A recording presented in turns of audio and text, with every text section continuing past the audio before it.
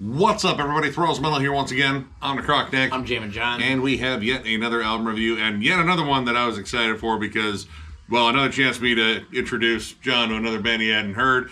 And it's a band we missed at MDF, and I can't even remember which year it was. Might have been 24. I'm not sure. Might have been 2022. It's one of those two. Either way, we're going to go over the latest offering from Deathhammer, Crimson Dawn. This also comes out on the 29th of August on Hell's Headbangers.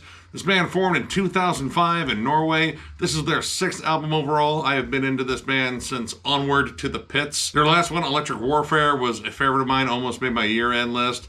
And this is just some absolutely insane two-man blackened thrash / blackened speed metal. This album moves at Mach 10 at all times. The two members, one Sergeant Solstein and Sadomancer. These guys are just absolute fucking maniacs. Yep, that's pretty much the way to describe it. In fact, I think you really described it best. Maybe you didn't notice, but I think you described it best when you first announced the band and the album title. You went Deathhammer, Crimson Dawn, and it's that kind of like, yeah, because this record is speedy. This band is insane, like pure insanity, like raving lunatic insanity. I mean, look at the album cover. You know what you're getting. This band is ready to party or, well, set fire to your party. I don't know. It could go either way with these guys, but I've been a fan of these guys for a while just because of their energy. Oh my God. These guys put out some of the most energetic, full throttle, full tilt boogie fucking albums. There are very few slow spots on this entire album, and by extension, their entire fucking discography. The riffs are machine gun pace. The drums, I'm reasonably sure whoever's playing drums out of these two probably nearly died. The only pauses you get in terms of like groove or slowdowns are pretty much bookended. The opening track, Abyssic Thunder, comes in with like very like vintage sounding synths. Like it sounds like pure 80s horror. There's a little bit of graininess to it. And then you get like a very classic open concert tom turnover. Oh yeah. And then off to the races. That's the speed of the album throughout the entire thing. Rest in peace, your fucking neck. Yeah, my neck was broken about 45 seconds into this record. Like, it's a nonstop barrage of riffs that I think give Scotty Ian a run for his money as far as the picking speed is concerned. I mean, it's blazing at all times. It was like the first time I was ever prescribed Adderall. Just like, holy shit, I'm awake. Oh my God, let's clean everything in sight. Holy shit. And the vocals match that. These are some of the funnest, most theatric vocals I think I've ever heard. Ever. Sounds like a kid and his father, and the father has had enough, so he's like, bah, bah, bah, bah, bah, bah, and the kid's like, ah! And that's it. Dude, they're wild. Like, I mean, this band is kind of like comparable to bands like Vulture. I mean, Vulture, very comparable. Butcher, early Creator, even like bands like RAGER as well, too. It's so hyper. It's so just like, ADHD, just nutty in terms of just flying at full speed. But the vocals, again, like that's part of like this kind of like campy, over the top, very 80s centric extremity. They really make this like a theatrical performance when you're not fucking getting throttled by riff after riff. Like this album sounds like if you took Slayer circa Show No Mercy and did the whole classic Fed 'em After Midnight, except this meal included like ground up cocaine and methamphetamines, and they kind of woke up from a dead sleep like, oh my God, my heart's gonna fucking explode. It's like, yeah, man, you're probably gonna die. You should probably write some riffs, before you go. None of that's a joke, although I'm fairly certain no one was actually fed cocaine. I could be wrong. They're in Norway. I don't know what the legality is over there. I have no idea. But I mean, like, it's that. It just doesn't stop. Yeah, this whole album pretty much runs like a high-speed chase or like, fast-forwarded, like, Benny Hill footage of someone just absolutely wrecking a hotel room. Or, like, you ever had a colonoscopy? Like, I don't know how old you guys are, but probably not as old as us. But I've had one, and they make you drink this drink, and it just immediately comes out. Like, you drink it, and it just immediately comes out. It's that speed. And that's your day. But outside of speed, this band, I mean, of course, like, riff after riff after riff on here. And again, ridiculous picking speed across the board. But also, like, these guys know how to write some, like, clever hooks. They're like a lot of like classic 80s heavy metal, like, imagine taking like Judas Priest and like Motorhead and then speeding it the fuck up. Nocturnal Winds of Fire, man, like that opening riff on there just screams Judas Priest, but the speed of it screams like Razor. There's tons of these like melodic hooks everywhere. The production on here, while it is like very gritty, very raw sounding, the production here, gritty, it's honestly very appropriate. Like, I can't imagine this being mixed any other way. It was done by Arlid Myron Torp of the band Obliteration. Where the hell have you guys been? Yeah, no shit, man. It's been forever since I've seen Obliteration. But this sounds like, I don't know, like a very raw, like tape trading copy you would get from someone who's like, you know, what is this? Like, oh, dude, this is this band from Norway. Illegal in like 20 states. Yep. Trust me. Check it out. Also, you're gonna want to get like pretty fucking loaded beforehand. Oh, I can almost guarantee, at least in the vocal booth, alcohol was consumed. Call me crazy, but I think to get that level of like, because it's almost comedic. It's almost fucking funny. Like, every time he hit those high notes, I laughed, and Well, they come at like such random spots too. Like, you can't really like pick the points where he's like switching from like maniacal goblin to like the high pitch wailing. Like, it comes out of fucking nowhere, but it absolutely 100% fits this music. Yep. Like, it's just absolutely nuts. Like, for as fast as this is going, you need someone kind of like just kind of hamming it up, and his vocal cadences are fast and ridiculous. You also have backup vocals that do like gang vocals, and at points it sounds like they're fucking like arguing and shit. It's amazing. In the song Die Eternal, actually, the vocal cadences in there, on one of the verses, he says a lot of shit. His vocal cadence matched the tempo of the song, and I mean, we're cooking here, but he says a lot of shit in that song. Yeah, and Legacy of Pain, which I wrote an ode to my neck, that song is probably one of the fieriest, fastest songs on here, which is saying something because that describes almost this entire album, minus like a few sections. But you get into this like vicious galloped riff at first, and you know, it kind of sets you up like, all right, maybe this is where they kind of just gallop it up. Like, we'll choose a slower D beat this time because a lot of this is just D beats and like, hey, let's see how fast he can go before he dies. But you get this transition with, you know, very appropriate maniacal laughter. Like, he knows, like, all right, listen, everyone up front, you're all about to die. And then it just explodes into like the fastest song on the album. Yeah. It's got like kind of those like proto early blast beats, like the kind of stuff you'd hear in like crossover thrash. Actually, not only the pace of the song at one point, but the vocals, not the high parts, but the ranting lunatic, like reminding me of Barney Greenway from Napalm Death. A little bit. I mean, the vocal cadences are nuts, and being on the beat with this band, like, that's just that's a lot. And again, squeezing in those wails, like, kind of wherever. Like, I mean, I know he probably knew where they were, but to me, it sounds like they were playing like musical chairs, except every chair had a fucking cactus on it. It's like, oh, music stop, sit down. Ah! His vocals actually sound like, you know, you ever hang out at the beach with your buddies and people are snapping towels, and just like every so often just one catches him right in the ball bag. Just ah! Oh. Now, like, scattered throughout here, there are like a lot of like clever riffs and some fun dynamics. I think the transitions in particular on Die Eternal, there's like definitely some early like Iron Maiden nods. In fact, like the opening riff on there, what did I write? Aces higher than giraffe pussy. That's accurate though. It kind of has that, you know, old school Iron Maiden gallop to it. Like, the riff has a little bit more melody to it. And there's some transitions on there that instantly reminded me of Killers. Or on Nocturnal Winds of Fire, I swear to God, he hits every note on every fret, but somehow manages not to derail the song, and I found that to be kind of impressive. And there's like definitely like some punky sleaze on here too. Stygian Lust, that one in particular, I mean, it's got Motorhead written all over it, like, but Motorhead after like 4 8 balls of coke and then, you know, just going right on stage. That would probably not even phase Lemmy at that point. It's got this perfect balance of like, you know, punky, like snotty attitude and just pure satanic sleaze.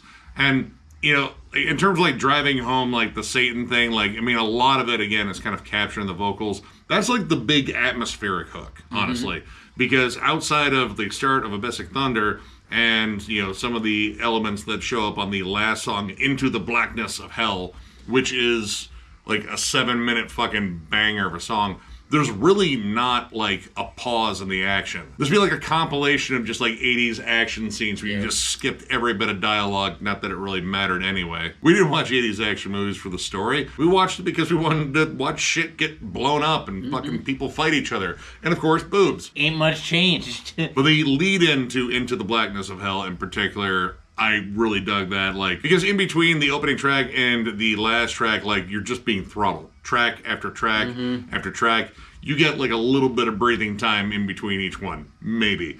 But that one, it kind of leads in with, like, these layered growls and groans. Demonic moans. There's a couple of wails in there, too.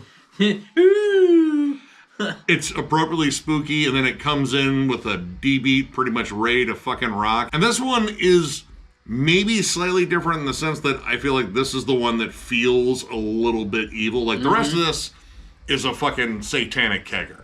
Like, it's just fun. It's out to destroy shit. Like, yeah, everyone's wearing corpse paint, but it's like, they're not serious. And this is where the party turns and like, oh, where do you get that fucking knife?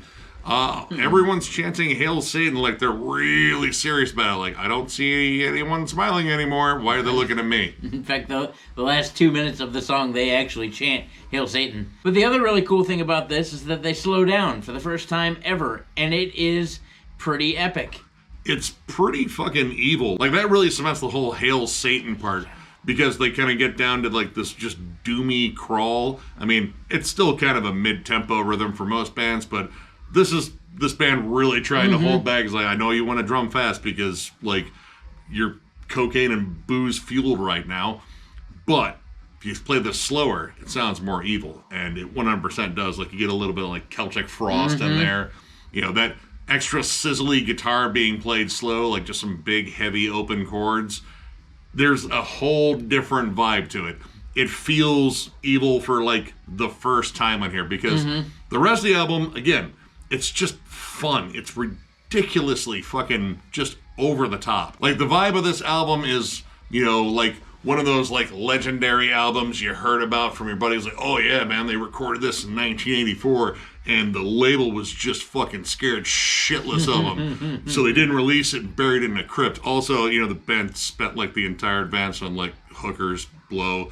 I think they bought an altar, too. Don't know what came of that. But then you got a copy of it through, like, tape trades. It's like, oh, man, this is that album. Wonder what happens if you play it backwards. Now, another interesting thing about this is, you know, it's 8 tracks, but these songs are not short. Like, most of them are in the 4 to 5 minute range. The opening track is, you know, 6 minutes and 19 seconds. And the last track's over 7 minutes.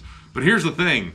It's going so goddamn fast that you don't even really think about how much time has gone by in these songs. Like, oh man, I've been headbanging like this for a long time.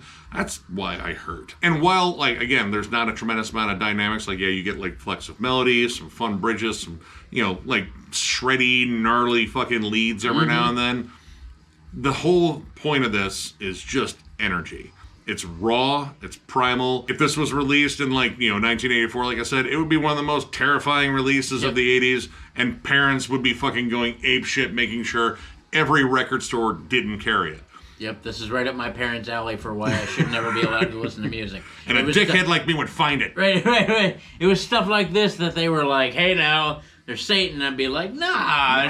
No, I mean, there's, you know, a little bit. Satin. They spelled it wrong. Nobody can spell. Literacy is dead, Mom. It's the fabric of our dark Lord and Savior. As far as any negatives on here, I'd be hard-pressed to find any that really make this, like, a deal breaker in any sense. Like, the songs are similar, but it's that similar energy from song to song that kind of keeps you in a holding position. Like, you're just kind of ready to go for the next track. Production, you could argue it might be a little raw. I think it's kind of perfect for what this is. Like, I could not picture this with, like, more pristine production. Like, I think you would lose the essence of the band. Yeah, because they would have to compress it in order for you to be able to catch all those riffs. Yeah. Like, you can hear everything. And that's really cool because even though the riffs are moving 1,000 miles an hour, like, you can still hear what they're doing. You can hear the fucking picking. You can hear the pick scrape the strings.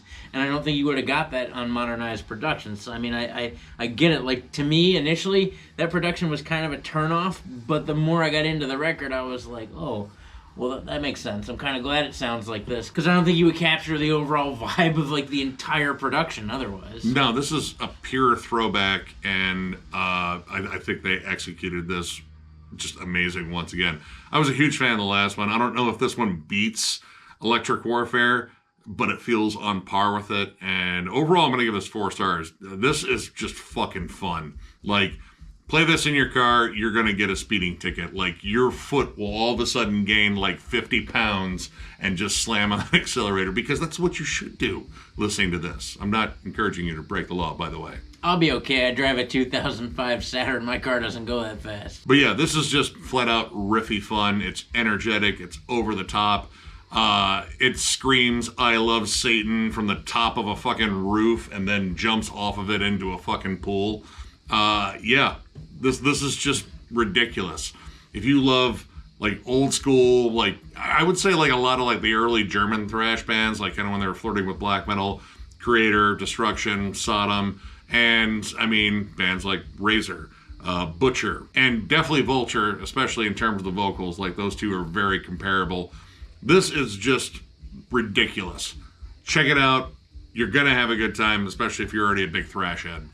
I'm gonna give it a 3.5, which is still pretty fucking solid. Something I might be able to knock it on is at that speed, like, I couldn't tell you what was one song from another until you got to the end where we held Satan for 2 minutes. Like, that's solid 2 minutes. It was solid 2 minutes. That might be one thing I can knock it on, but beyond that, it was an incredible amount of fun. The vocals have a whole lot to do with that. Like, don't get me wrong, man. Lightning fast, speedy riffs and just going for the throat all the time is a great time. But these vocals add so much entertainment to this. It sounds like they were drunk as hell in the studio just having the time of their lives. And, like, that's really cool, too. Like, that will help bring an album alive for me more than the actual content of the record. If it sounds like the band's having a real good time, which I'm sure they are, then that gets a vote from me as well. Plus, all the comparisons to bands I really like, Motorhead and Maiden, like, granted, it's way faster. It'd be like if you held down the fast forward button on a cassette tape, so it played at like 2 or 3x speed. I mean, if you could do it without the pitch change, that would be that. So there are definite nods to the old school for sure. I don't know, I just had a good time, and if you like, well, speedy metal, I'm also going to throw in like old school Sepultura, definitely Maiden, definitely Motorhead, some Midnight, a little bit of Spirit Possession, stuff like that. You're probably also going to want to check it out. Again, do that. Check it out for yourself. So, if you enjoyed this review, give it a thumbs up, and if you are new to the channel, subscribe, because we do stuff like this all the time. We also have memberships. They're only 99 cents, and our Lone Perk is doing a members-only live stream, which we might have a date for. Stay tuned on that. We'll probably make an announcement. Either way, membership's the main way to support the channel, and if you would like to join up, there's a join button down there, and you should just fucking headbutt that shit for the glorious Satan. That's a pretty good sell. I don't know if I could top that. I'm not even going to talk more about that, to be honest. But yeah, even if you don't hit the membership button, it's totally cool. We're not going to get upset. We're not going to cry or anything. I don't think. Are you going to cry? What's crying? Yeah, we're not going to cry. But yeah, even if you don't, it's cool. We have non-members only live streams. We have discography rankings. At the Gates is coming soon, I promise. Beyond that, we have multiple discussion forums, multiple different segments, Nick's never-ending collection updates, all metal all the time. That's what we do because we appreciate you guys. Thank you for being here. Thank you for continuing to watch. Thank you for continuing to interact. We couldn't do this without you guys. It's been a ton of fucking fun, and we have so much more fun coming, Nick. Yeah, fun. That's what we do, fun. Right? And, well, you know, talk about metal and stuff. But yeah, you guys absolutely roll. Tons of content coming your way. So one more big thank you, because you guys are awesome, and we will catch you later.